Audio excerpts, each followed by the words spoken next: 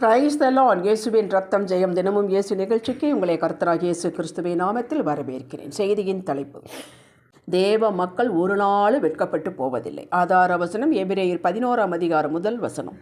விசுவாசமானது நம்பப்படுகளின் உறுதியும் காணப்படாதவைகளின் நிச்சயமுமாயிருக்கிறது. விசுவாச மக்களே, நம்புவது என்பதே இன்னும் நடக்காதது, பெறாததை, காணாததை பெறுவோம் என்ற மனநிலையாகும்.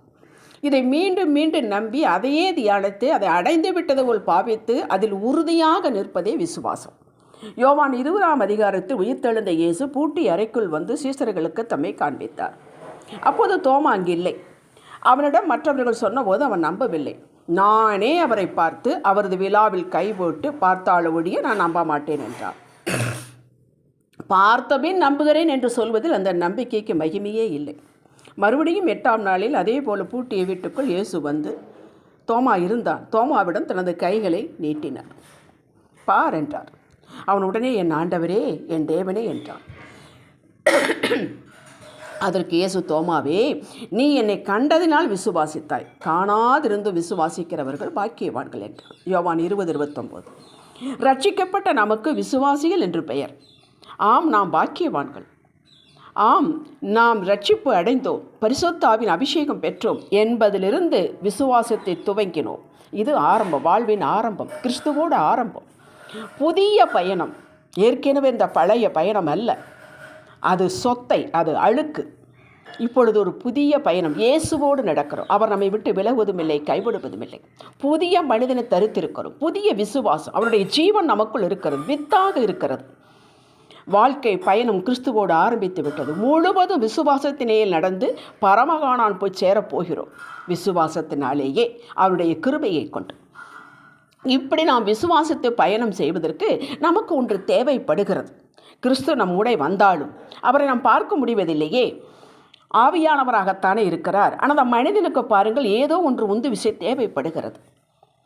ஒரு உந்து விசை, உண்மைத்தன்மை, அதுதான் தேவ வார்த்தை, வேதத்தில் உள்ள சாட்சிகள். இது போது நமக்கு சினிமா பார்த்துவிட்டு வந்து அல்லது அக்கம் பக்கம் நண்பர்களை வாழ்வை பார்த்துவிட்டு கேள்விப்பட்டுவிட்டு இப்படித்தான் நாமும் ஆக வேண்டும், ஆவோம் என்ற ஆசை, விருப்பம், நம்பிக்கை அதிலிருந்து வரக்கூடாது. அது சினிமா, அது அவ்வளவுதான். நமது உந்து விசை, நம்பிக்கையின் பிறப்பிடம் அவைகள் அல்ல. ரோமர் 10:17 சொல்வதை பாருங்கள். விசுவாசம் கேள்வியினாலே வரும், கேள்வி தேவனுடைய வார்த்தையினாலே வரும். கேட்டீர்களா? ஆண்டவர் உன்னை உயர்த்துவே, நீ பெருகுவாய், நீ மேலாவாய், கடன் கொடுப்பாய், தலையாவாய் என்று சொன்னவைகளை நாம் இவைகள் நடந்துவின் சொல்வது விசுவாசமாகாது.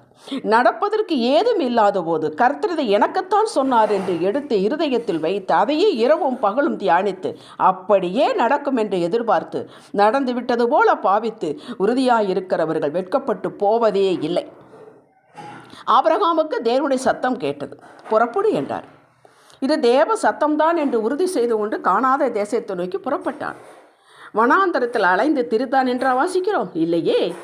அவர்கள் கானான் தேசத்துக்கு புறப்பட்டு போய் கானான் தேசத்தில் சேர்ந்தார்கள். ஆதியாகமம் 12:5. இந்த ஒத்த வாக்கியம் நம்முடைய மொத்த வாழ்வை குறிக்கிறது. இந்த வாக்கியம் எனக்கு ரொம்ப ரொம்ப பிடிக்கும். மறுபடியும் சொல்கிறேன். அவர்கள் கானான் தேசத்துக்கு புறப்பட்டு போய் கானான் தேசத்தில் சேர்ந்தார்கள். நம்பிக்கையை இவர்கள் எக்ஸசைஸ் பண்ணினார்கள். ஈசாக்கிற்கு பெண் எடுக்க போன ஆபிரகாமின் ஊழியக்காரர் எலியேசர் ஜெபிக்கிறவன், தெய்வ பலத்தை, வழிகாட்டுதலை நம்புகிறவன். நான் இப்படி கேட்டால் இப்படி பதில் சொல்லி தண்ணீர் வார்க்கிறவளை என் எஜமானனுக்கு தகுதியான பெண்ணாக எடுத்துக்கொள்கிறேன் என்று கேட்டான். ஆதியாகமம் 24:44. அப்படியே பதிலும் செயலும் இருந்தது. இப்படி எல்லாருக்கும் எல்லா நேரத்திலும் எல்லாவற்றுக்கும் நடப்பதில்லை, நடக்கும். நியாயாதிபதிகள் 6ஆம் அதிகாரத்தில் கிபியோனுக்கு நம்புவதற்கு ஒரு அடையாளம் கேட்டான். கர்த்தரிடம் கொடுத்தார். மறுபடியும் உறுதி செய்வதற்காக மாறுதலாக கேட்டான். அதையும் காட்டினார். நியாயாதிபதிகள் 6ஆம் அதிகாரம் 37 40 வரை வாசித்து பாருங்கள். யோசேப்பிற்கு அவன் கண்ட கனவு போதுமானதாக இருந்தது. அதை அப்படியே அவன் விசுவாசித்தான். எத்தனையோ இடர்கள் அந்த கனவு பொய் என்று சொல்ல சாத்தான் வலைகளை விரித்தான். யோசேப்பு பிடித்த பிடியை விடவே இல்லை. அப்படியே நடந்தது. இன்றும் எத்தனையோ சாட்சிகள் உண்டு. எபிரேயர் 11ஆம் அதிகாரம் உங்களுக்கு உதவும். நான் உங்களை உற்சாகப்படுத்துகிறேன். உங்களுக்கு தேவனுடைய வாயிலிருந்து புறப்பட்ட வார்த்தைகள் போதுமானது. 8000க்கும் மேற்பட்ட வாக்குத்தத்தங்கள் உண்டு. இதை செய்யலாமா, அதை செய்யலாமா, இதுவா அதுவா என்று குழம்பி டயர்டாக வேண்டிய அவசியமில்லை. உங்களுக்கோ என்ற விருப்பம் உங்களை என்ன ஆகவாக ஆக்கப் போகிறார் என்பதை நம்பிக்கை வித்தை வேதத்திலிருந்து வர வேண்டும், வார்த்தையிலிருந்து வர வேண்டும், தேவனுடைய வாயிலிருந்து வர வேண்டும். வரும். தொடர்ந்து தியானத்தோடு உங்களது சொந்த எண்ணங்களை ஓரங்கட்டி விட்டு வாசியுங்கள், ஜெபியுங்கள், தினமும் செய்யுங்கள். அவசரப்படாதீர்கள். நீங்கள் உங்களது வேலையில் ஈடுபட்டிருக்கும் நேரத்திலோ நடந்து கொண்டிருக்கும் போதோ அதை பற்றி சிந்தனை இல்லாத போதோ எப்படியோ உங்களை குறித்த விருப்பம் நம்பிக்கை என்னவாக ஆக்கப் போகிறார் என்பதை ஆண்டவர் வசனத்தின் மூலமாக வேதத்தில் ஒரு நிகழ்வின் மூலமாக உணர்த்துவார். நிச்சயம் உணர்த்துவார். அதை உறுதிப்படுத்தியும் காட்டுவார். பிடித்து கொள்ளுங்கள். அதை கருவாக இருதயத்தில் வைத்து ஜெபித்து வாருங்கள். அதை கலைக்க சாத்தான் முயற்சி செய்வான் என்பதை மறக்க வேண்டாம். நீங்கள் அடைந்தே தீர்வீர்கள். தேவனுடைய வார்த்தை ஜீவ வார்த்தை. வானமும் பூமியும் ஒளிந்து போனால் அது ஒழியாது, நிறைவேறியே தீரும். சாராள் விசுவாசித்தால் 90 வயதுக்கு மேலே பிள்ளை வரும் பாக்கியமே அந்த வழியே இல்லை. வழிபாடு நின்று போய்விட்டது. ஆனால் பிள்ளை பெற்றாள்.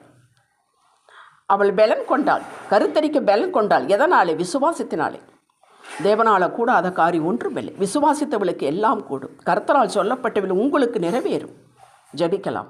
அப்பா பிதாவே, உமது வார்த்தையே எங்களுக்கு போதுமானது. உமது வார்த்தை எங்கள் உள்ளத்தில் வைத்து அப்படியே நடக்கும் என்று விசுவாசத்தில் உறுதியாக இருக்கிறோம்.